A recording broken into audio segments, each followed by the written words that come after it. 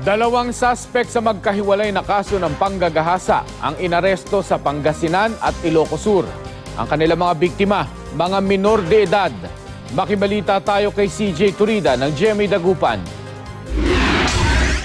Sa Magaldan, Pangasinan, arestado ang 34 anyos na trabahador matapos nitong gahasain umano ang isang 15 anyos na grade 9 student.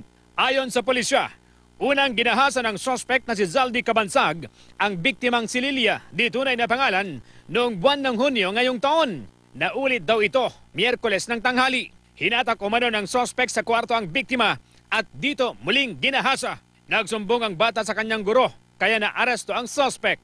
Maaari nga yung bata siguro dahil sa takot at saka murang edad, maaaring ayaw niya magsumbong sa kanyang magulang. Tumangging magbigay ng pahayag ang suspect.